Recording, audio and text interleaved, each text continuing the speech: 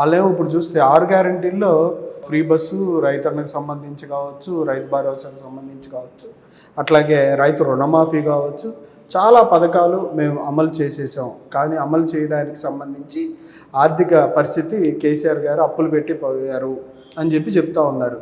మరి దీనికి మీ సమాధానం ఏంటి? అమలు కానీ హామీలు ఇచ్చారని చెప్తున్నారు కానీ రాష్ట్రాన్ని అప్పులమయంగా చేసి వెళ్ళింది బీఆర్ఎస్ పార్టీ అంటున్నారు. వంశీ గారు, అప్పుడున్నటువంటి కాంగ్రెస్ ప్రభుత్వం నుంచి తెలంగాణ రాష్ట్రం ఏర్పడిన తర్వాత కేసీఆర్ గారు ముఖ్యమంత్రి అయిన తర్వాత అప్పుడు కూడా ఇదే పరిస్థితి ఉండే రాష్ట్రంలో. కొత్త రాష్ట్రం, కొత్త ప్రభుత్వం. అప్పుడు కూడా మరి 10 సంవత్సరాలలో ఒక రాజకీయ పార్టీ కాకుండా ఒక ప్రభుత్వంగా ఆర్థిక వనరులను సమకూర్చుకోవడానికి ఎన్నో పథకాలను ముఖ్యమంత్రిగా చేశారు. దాంతోపాటు సమాంతరంగా అభివృద్ధితో పాటు సంక్షేమ పథకాలను ఇవ్వడానికి సుమారు 3,000 నుంచి 4,000 కోట్ల అప్పులు తీసుకొచ్చి రాష్ట్ర అభివృద్ధి 8 లక్షల కోట్లు అంటారు. 8 లక్షల కోట్లు కాదు, సుమారు 3-4 లక్షల కోట్లనే ప్రభుత్వం అప్పులు తీసుకొచ్చి దానికి కావాల్సిన వనరులను తీసుకొచ్చి బ్రహ్మాండంగా చేసిన విషయం మనం చూసినాం. వీళ్ళు 6 గ్యారెంటీలు చెప్పి మనకు అధికారంలోకి వచ్చారు. 6 గ్యారెంటీల్లో వాళ్ళు అమలు చేస్తే ఏమున్నాయి వంశీ గారు? వాళ్ళు అమలు చేసింది ఉచిత బస్సు.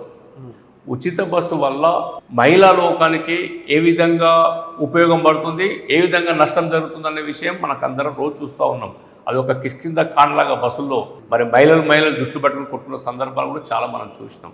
అదేవిధంగా వాళ్ళు చేసింది ఫ్రీ కరెంటే అన్నారు. 200 యూనిట్లు ఫ్రీ కరెంటే కొద్ది మందికి మాత్రమే ఇవ్వడం జరుగుతూ ఉంది. అదేవిధంగా వాళ్ళు ఇచ్చింది ఇంకోటి ఏంటి, గ్యాస్ అనేది 500 రూపాయలు గ్యాస్ కన్నారు. 500 రూపాయలు గ్యాస్ కూడా ఒక గ్రామంలో 800 మంది బిలో పవర్టీ లైన్ దారిద్ర్య రేఖకు దిగునున్న 800 మంది కుటుంబాలు ఉంటే అలా 100-150 మందికి కరెంటు కానీ ఆ 100-150 మందికి గ్యాస్ కోసం 500 ఇవ్వడం చేశారు. రైతు బంధు, రైతు రుణమాఫీ ఎక్కడ చేసిన వంశీ గారు? తెలంగాణ రాష్ట్రంలో ఈ రోజు వరకు కూడా వాళ్ళు ఉండొచ్చినందుకు 50% కూడా 2 లక్షల రూపాయలు చేయలేదు.